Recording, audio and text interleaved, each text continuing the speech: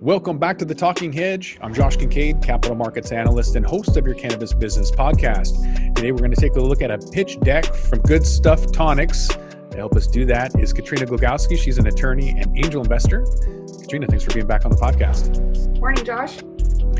So according to the Talking Hedge's 7 tips to a successful investment deck, we're going to look at identifying the business plan goals, if they know their audience, if they understand the market, whether or not they identify needs and roadblocks, if they know what sets their business apart, they introduce the team and products, and finally create a summary. All right, so jumping into Good Stuff Tonics investment presentation. Right off the bat, they're showing us their products. It's lemonade. That's one of their beverages, 100 milligrams. So not Canadian ready. That's 10 doses right there. Yeah. Nice packaging, though. Yeah, looks good. So customer problem, right off the bat, they give us some roadblocks. They want to unwind after work, relieving pain, sleep like a baby without drinking alcohol. Talks about the external problem being that consumers want to unwind from work and relax. The internal problem is the challenges of anxiety with philosophical points that we should be able to live free without challenges, side effects, or popping pills. Okay. So maybe not roadblocks, but some information. Here's I think this is the total addressable market you were looking for. Josh, did you know that the total addressable cannabis market is billions? I heard it was gabillions. It's gabillions. Yeah, it's gabillions now. All right, so Big Beverage yells yes to cannabis beverages following an investment money. So they highlight that Budweiser and Molson and Constellation all have investments to the tune of 100 million, 200 million, and 4 billion respectively. So creating some FOMO there. Yeah. Why should you invest in Good Stuff Tonics? Number one is that they have strong market forecasts, top 10 revenue producer, proven performance, dedicated experience management, attractive investment terms, and investment capital will help double sales in 2 years. Double sales? I should invest now. But wait, there's more.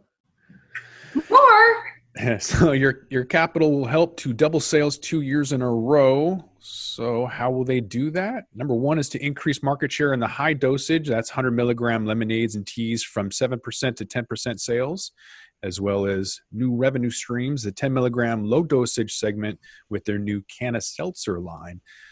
So, I mean, that shows that they understand the market. The seltzers are huge. You're seeing a lot of beer companies not really understanding their own market, thinking that they should just go to a seltzer instead of non-alcohol, because that's where a lot of people are transitioning out of. You can see that in every regulated cannabis market.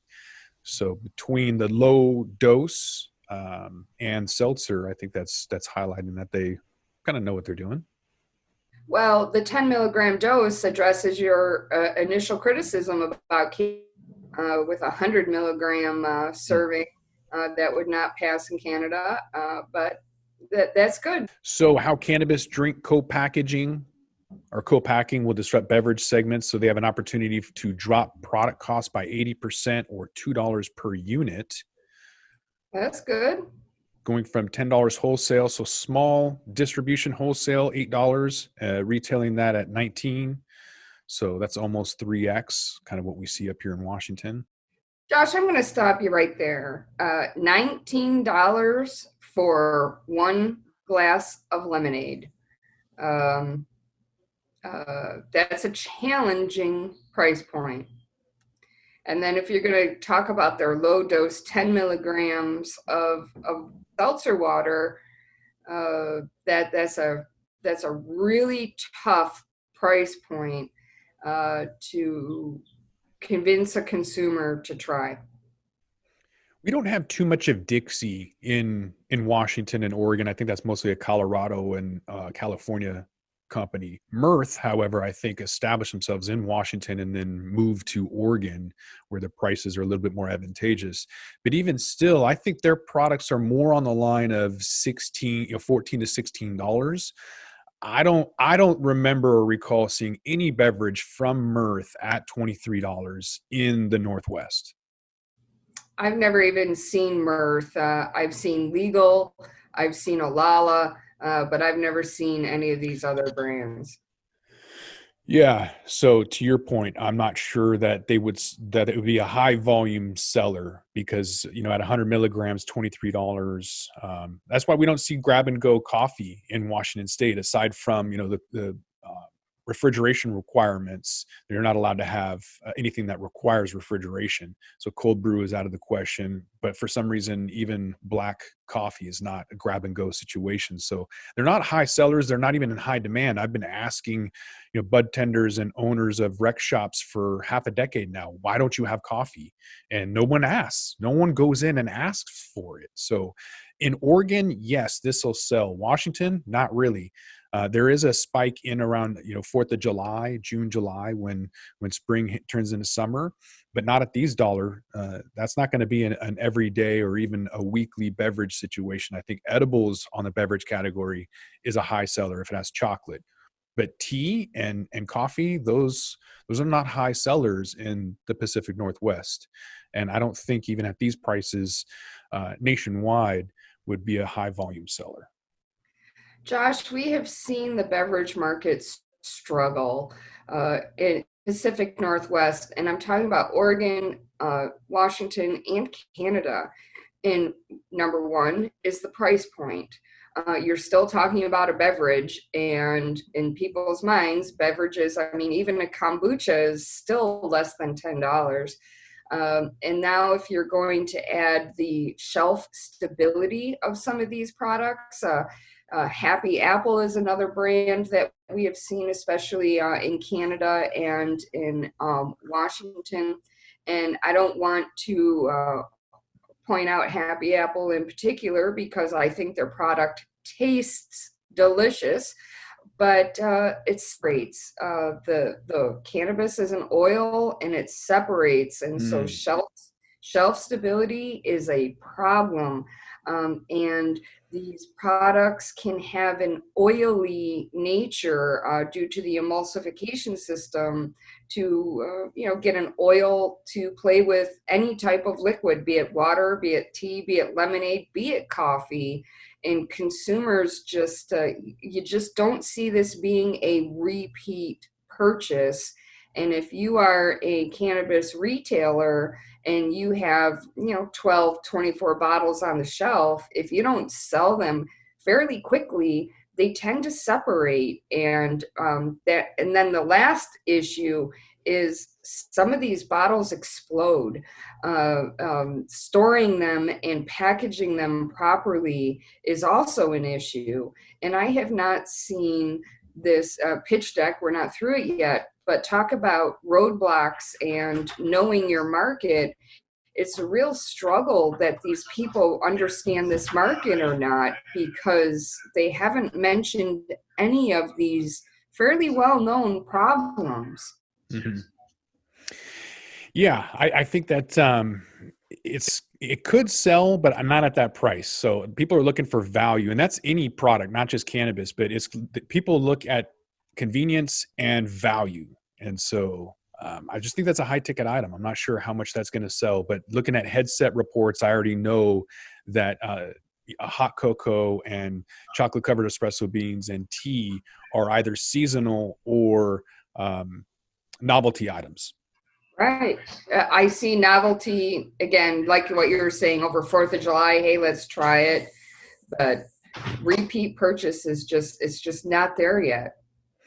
I think it was Hexo that's been spending a lot of money on automation up in Canada. So I think they're rolling 60,000 pre-rolls a day, up from 40,000. And then they just automated their beverage and edible line now that 2.0 rolled out in the fall of 2019.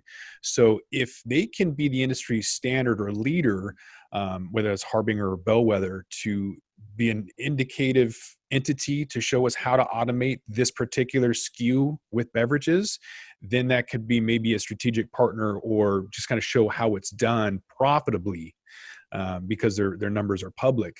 But I think without automating a high margin, or excuse me, a high cost SKU like beverages, because bottles are not cheap, making it is not cheap.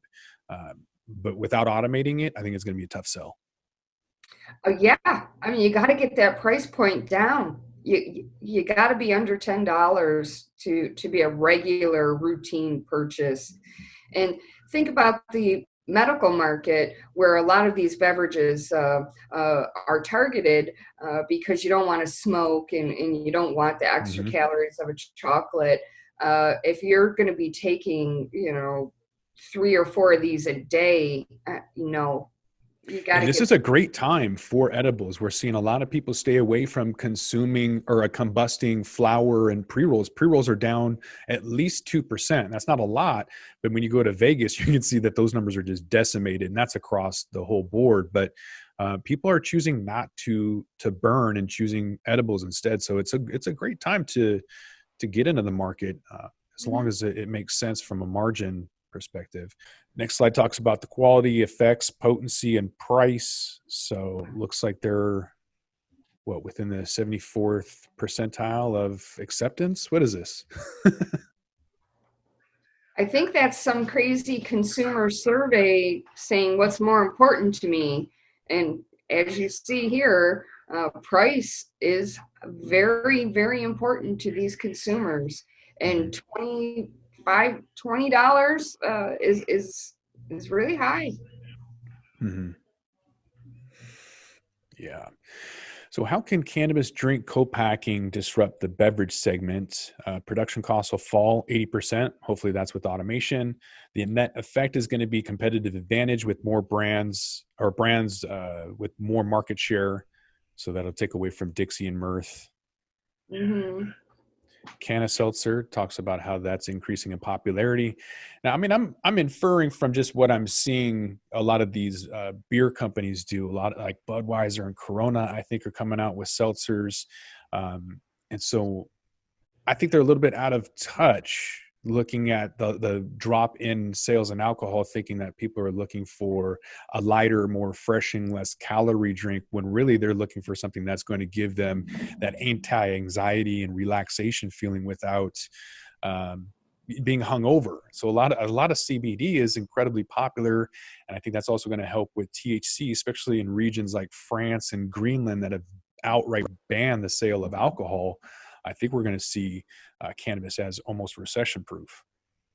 Uh, Agreed. The calories and the alcohol are definitely concerns for the proverbial soccer mom market, but also for the medical market. If you're going to be treating your pain, you don't want an added 2,000-3,000 calories a day. So it's smart to address the seltzers, and waters are very popular.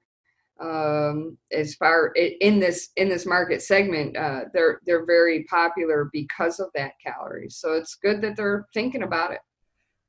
Yeah, definitely touching on all the things that consumers are looking for: CBD, natural ingredients, low dose, low sugar.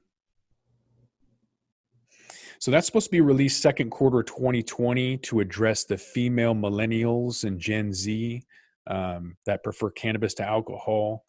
I'm confused why they put Truly up here, because Truly is a alcohol product, and I don't think you can compare the two unless they're trying to say, female millennials and Gen Z are drinking Truly seltzer.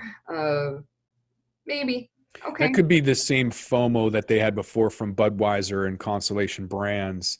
Um, So yeah, maybe that's why they have that in there. But they talk about how to target the market by saying going after consumption lounge campaigns for a robust social media campaign. I'm going to stop you right there. What state right now today has a consumption lounge? There isn't a state. There are West Hollywood and San Jose, San Francisco, but there isn't a single state that has marijuana lounges in a bill that's legal. And I think once marijuana lounges finally and rationally become legal, the coffee is going to take off and the hot chocolate is going to take off, and because that's what people want. So interesting that they say that their product is perfect for consumption lounges that don't exist yet. So back to the consumption lounge, mass marketing opportunity for beverages. As soon as they become legal, they're going to launch a game-changing marketing campaign in the lounges, creating cannabis-infused cocktails. So that's definitely been done in the CBD market down in Oregon. They were adding that to alcohol, terpene and CBD. This was a few years ago, but Yeah, yeah, it now they're was. legal in Oregon. Yeah, that's pretty popular. So creating drink pop-up bars. So assuming that's You yeah, said that yeah, we there's could do that with the Seattle Superchronic Cafe circa 2015. yeah. And they have 15 West Hollywood licensed consumption lounges. Excellent. This is actually very good news, and it solves one of my points of contention with this company, talking about do they know their market? Yeah, they have 15 places where they can sell this product. Mm-hmm. Good for them. Whoa, we've got pro forma projections. Very rarely do we get this, so that's pretty good. Talks about the revenue ranking for California cannabis beverages is number 8 out of 49. Give us month by month units sold and revenue estimates. So that's pretty good. Good on them for including financials. It is rare in the cannabis industry to see a pitch with financials. This is wonderful. Revenue is supposed to increase anywhere from 2 to 3x. So it looks fairly reasonable. Year 2, they're only anticipating 3.2 million. So that's Well, then fairly they have 15 places where they can sell it. right. So their exit strategy, that's also something that doesn't really happen with a liquidity event. So they're talking about federal legalization expected in the next 1 to 5 years. I would agree with that, especially with the economic downturn right now. Government's definitely going to be looking for ways to generate money after they toss out $1 trillion here and there. So they've raised 1.3 million in capital. Their valuation is 2.1, and they've got an equity offering. From an investor perspective, this is actually good news. Their valuation at 2.1 is acceptable. They're not saying we're going to be a $20 billion company. That's good. It's refreshing to see the numbers actually be realistic. Their offering is just straight up equity, so it's not complicated. It's not hard, and being from the balance of the slide deck, I assume this is a California company, and that California allows investors in cannabis companies without too much regulation, as long as you're not taking a big piece of the pie. So this is good. Good on them. Yeah, that's a great valuation for an expected 900,000 in revenue. So only asking 2x is really low. Most people would just throw out a random 10x or, a round number. 10 million, 100 million is some arbitrary number. So $1 billion. So it gives us contact information for the founder and CEO. So with all of that in mind, let's go through the 7 tips to a successful investment deck and see if they've made it. All right. So looking at the 7 tips for a successful investment deck, number 1, did they identify the business plan goals? I think they did. They want to be a leading cannabis beverage brand. They did identify some of their potential market, and so I'm going to give them a point there. Likewise. Number 2, did they know their audience, both an investment audience and then understanding the market, if they knew who they're selling to? I'm going to give them like a half here because they know their investor audience with the financials and the ask and the valuation. Very good. They did talk about the target market for their actual product being female and Gen Zs, people who are concerned about other forms of consumption of cannabis. But they really did not talk about how they're going to get this product on the shelf. And so how are they going to sell it? You're not going to put this on the shelf at a retailer. And by focusing on consumption lounges, when consumption lounges just have not taken off yet, So I'm going to give them a half a point there. And we'll see if they can get higher on the rest. I will also give them a full point for knowing the audience and half a point for understanding the market, because, the other product that I really enjoy, that I like, is the asthmatic inhaler. And so if you're on a plane or in a hospital, you can use this thing anywhere, and you can't do that with any other, except maybe an edible. So the problem is some of those asthmatic inhaler units are $100 or $120. So you might have someone buy one, but you rarely, if ever, see anybody buy two, and there's never a third repeat buyer. So my concern with something that's a novelty, that's a high price item, my concern is, are they going to come back, and how often? And then you talk about the shrinkage or waste because of best use by dates. So all of those things are a concern to me as it pertains to understanding the market. Right. So needs and roadblocks. They went into what they needed. Did the roadblocks suit you?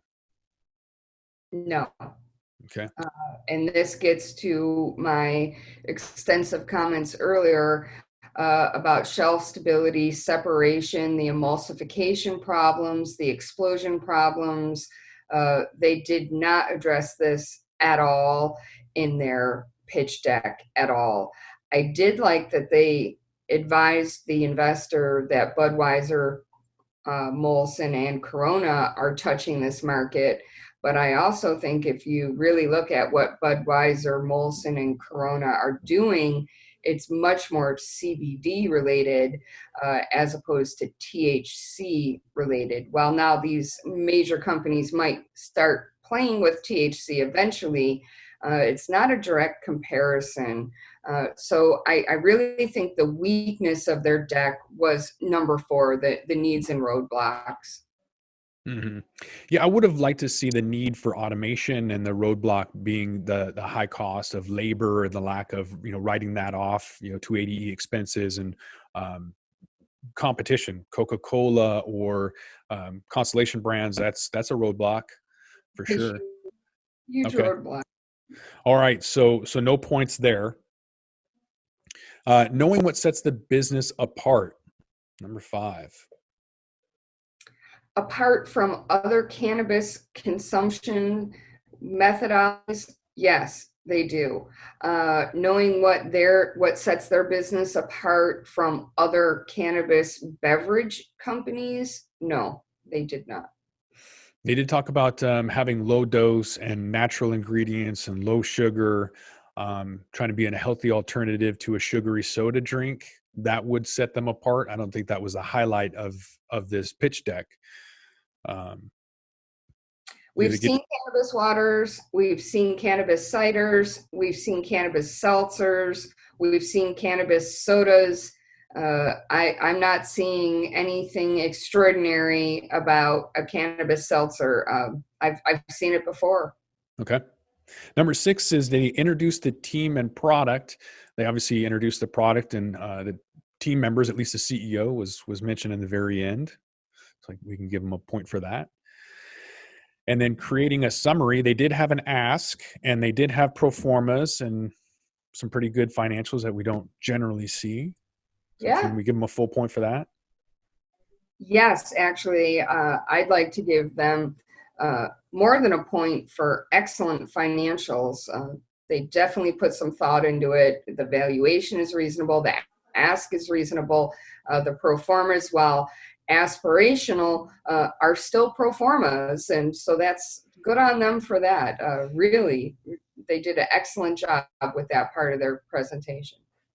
So that's 4.5 with extra credit. That's 5 out of 7 Leafs. That's a pretty good overall score. It is good for us, absolutely. And I think that they can fix a lot of what they're talking about. What our criticisms are fixable. They just need to sort of skew their pitch deck a little bit, and you never know.